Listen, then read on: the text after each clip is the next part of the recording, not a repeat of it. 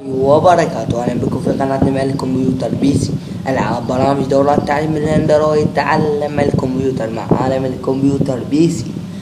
طبعا راح نتعرف عن اليوم ليش قنوات اليوتيوب تربح فلوس أو مال، يعني شركة اليوتيوب تعطيها أو من جهة أخرى تعطيها، هاي يعني جهة تعطيها لقناة اليوتيوب.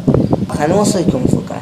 طبعا نحن الجميع نشاهد قنوات على التلفاز مثل ام بي سي دراما، يضعون اعلان على نصف الحلقة او المسلسل،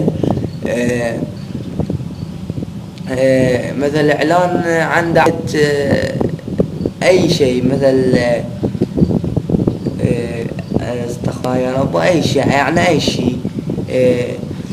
طبعا يتفق صاحب الشركة مع القناة، يقول لهم عرضوا لي هذا الإعلان لمدة شهرين وأدفع إليكم مثل، يعني على سبيل المثال في العرض 200,000 عراقي أو 500,000 دينار عراقي، يعني مبالغ، يتفقون على مبالغ ويعرضون الإعلان لمدة شهرين، أو كل مرة يظهر فيها الإعلان مثلا كل مرة يظهر به الإعلان 10,000 دينار عراق أو 20,000 دينار عراق، هكذا. ونحن هكذا الذين نستخدم قنوات على اليوتيوب هكذا يعرضون في المقاطع خاصة بنا إعلانات، وهكذا نربح فلوس من الإعلانات التي تنعرض على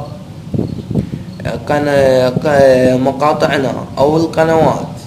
طبعا هكذا مثل الإعلان الذي تم عرضه، أي مستخدم يقوم بالضغط على زر الخروج أو هذه علامة الإكس الموجودة في الفيديو، راح تعتبر هذه الضغطة راح يربح منها أعتقد دولار كلش قليل، ربع دينار يمكن بالعراقي، هيجي ربع دينار.